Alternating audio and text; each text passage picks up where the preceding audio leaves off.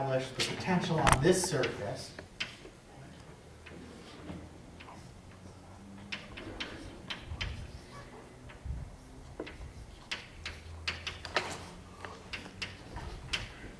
That surface there to just be a function of y.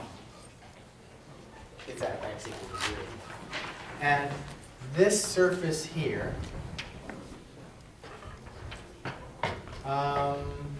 what should I do? I want to make it the same. Yeah. I'm going to ground. So I can write this as v of x for all x, y equals 0, all z, that's 0.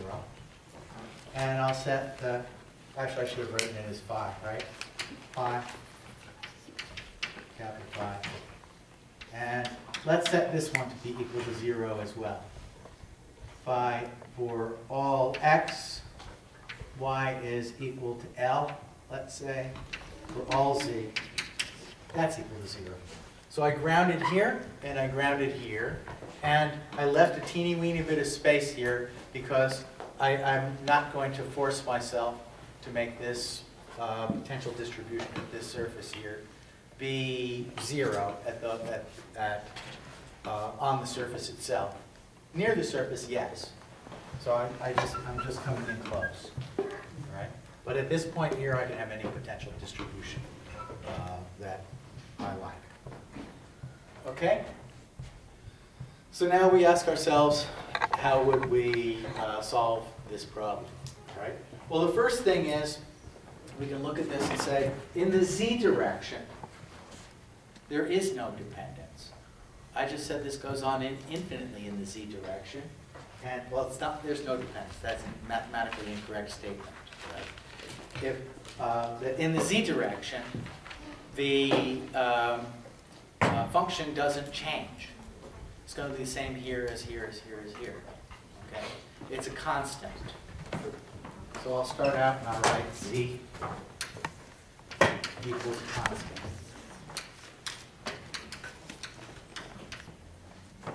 All right? And that means that the derivative with respect to z is 0, to variable z is 0. Okay? So that means that I solved that bit.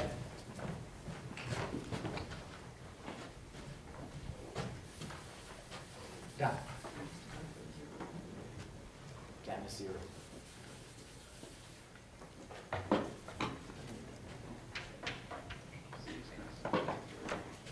Oh, yeah, I like that. Okay? So one of those is complex. So which one are we going to choose to be complex? Well, if I look at this problem here, I would conclude that if the potential is 0 here and 0 there, and not 0 in between, that it's going to be some function, if I were going to sort of draw it, it's going to be some function that might look like that. It could look like that.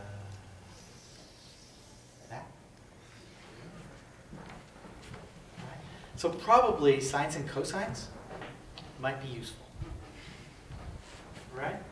And this one has some value out here, but it's got to be 0 out there. So somehow it's going to decay, all right? So our solutions have got to have sensibly. So now this is not what you'd be doing in a strict mathematical sense. You sort of write down in general, and then you'd figure out what the signs have got to be, whether it's complex or not, right? But here, we're just looking at it and saying, well, this physical situation that I put up here would be most easily solved if this coefficient were positive and that coefficient were negative, right? So,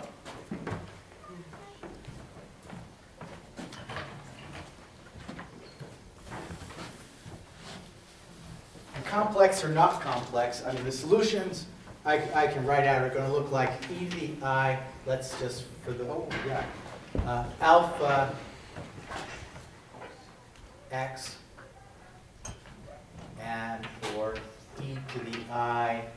minus I alpha x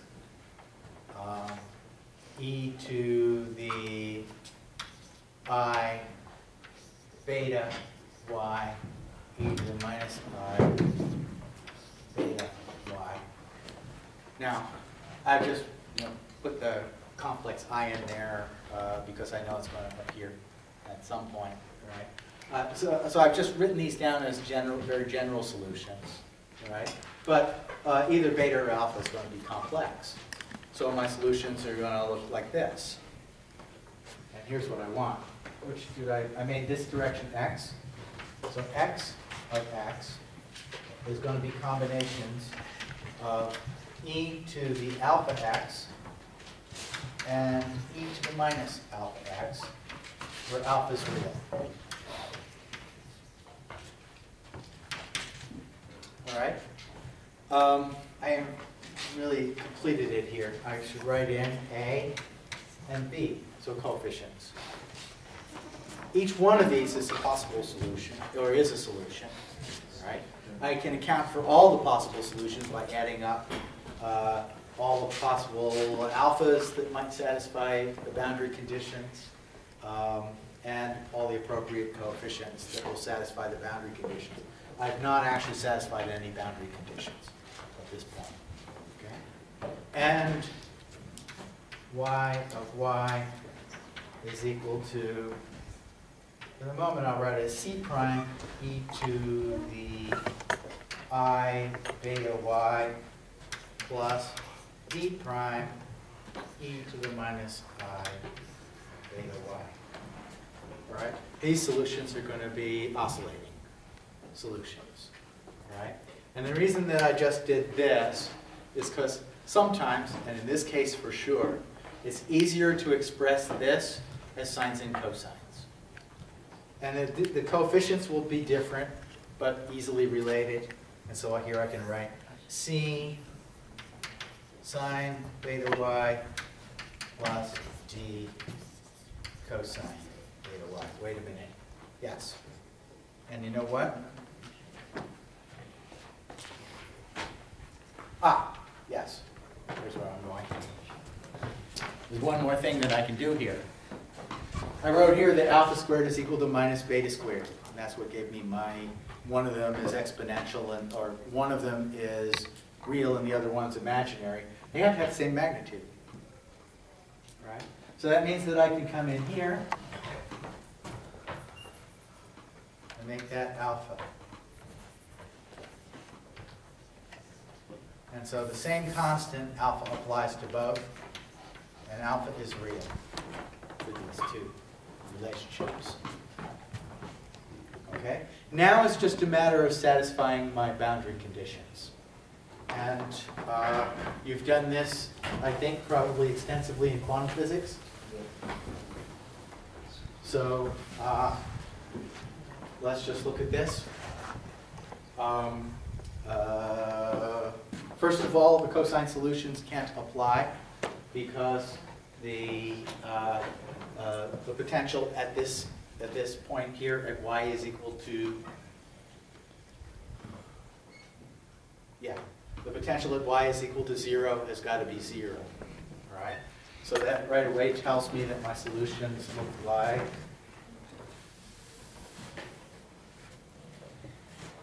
c sine alpha y. Right? You can only have sine functions. Then the fact that the solutions have got to be 0 over here tell me that alpha can only have values of pi over L times an integer. Hope I did that right. Okay? Those are the only possible solutions for which the sine function will be 0 over here. Okay? So I can switch this to n pi over Lx, n pi over Lx, a sub n, b sub n, c sub n, n pi over L y. I've just taken care of alpha in there.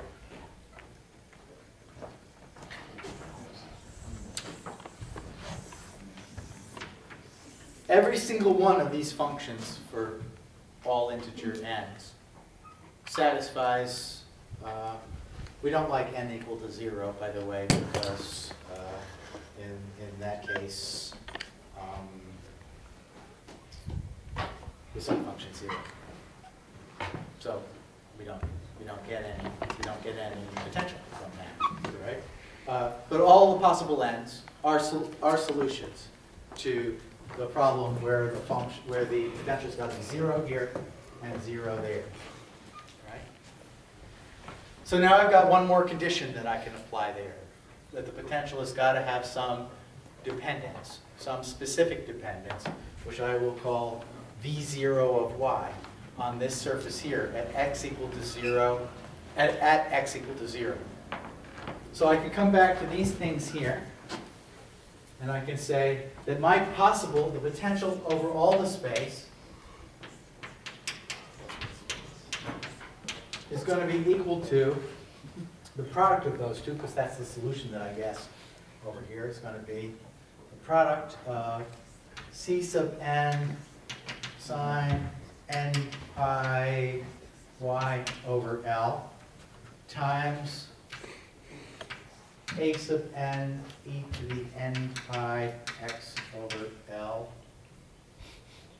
plus b sub n e to the minus n pi x over L. And actually, the c sub n times a sub n is a new constant.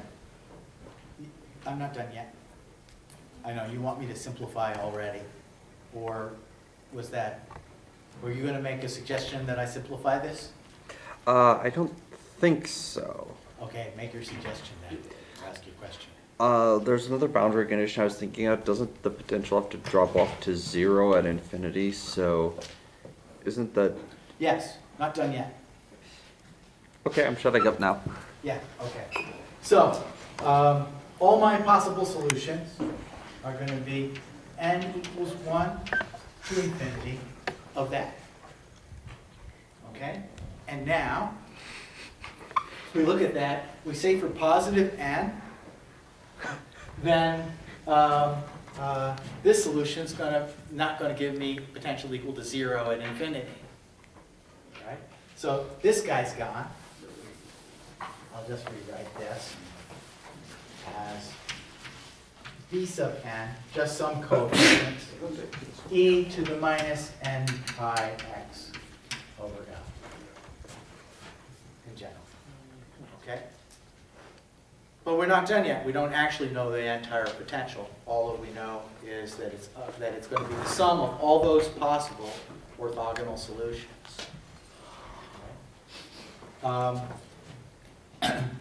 Now we can use the orthogonality of the functions, and we can use a specific case. We know that phi of 0, y, z, but z is just a multiplicative constant, so we don't need to worry about that one. This one, phi of 0, y is equal to the sum, n equals 1 to infinity, b sub n sine n pi y over L. That's 1. Okay, so it's just that. Now I do the standard Fourier series trick. I multiply both sides by sine m pi y over L. Sine m pi y over L.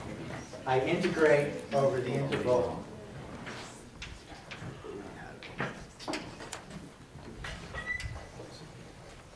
The right-hand side is a Kronecker delta, right? But when I don't have this normalized yet, right? But I know then that b sub n, the integral of sine squared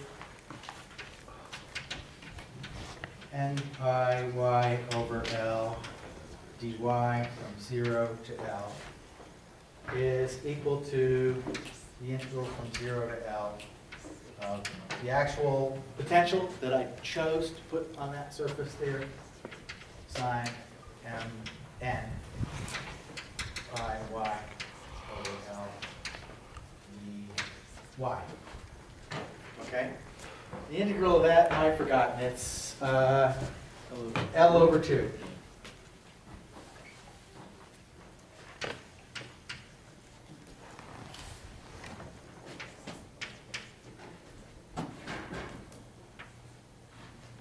All right? Now I've actually completely solved the problem.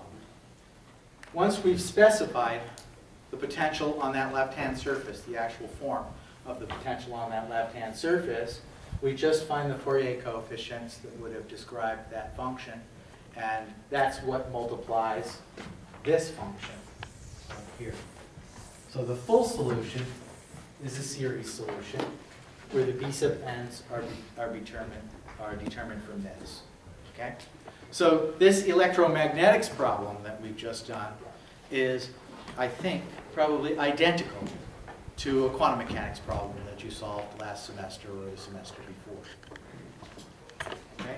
This kind of problem will come up repeatedly. Let me see. So I'm going to assume a particular function. And I forgot what I did. Yeah, okay. I'll just assume a particular case in order to finish solving it here. And I'll do that quickly. Let's assume that phi of y is equal to a constant. Just plain old b0. All right? Then we can put b0 into this integral over here and just go ahead and do the integration. All right? And what we find then is that the b sub n's are equal to minus 2 over L times v0 over n pi times cosine of n pi y over a evaluated from 0 to a.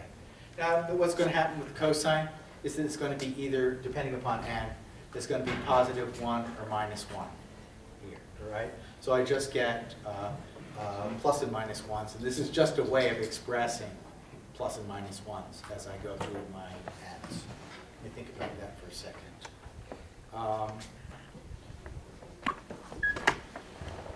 No, take it back. It's going to alternate plus 1, 0, minus 1, 0, plus 1, right? That's what's going to happen here as I vary in, I think. And as I do that, then that's going to pick out the terms that exist and that don't exist, which ones are positive and which ones are negative. And I've written that in a more compact form in the notes, but that's in the notes. So that's how we solve a Cartesian problem. And we dealt with complete and orthogonal. And that's good. Next class we'll deal with cylindrical and spherical.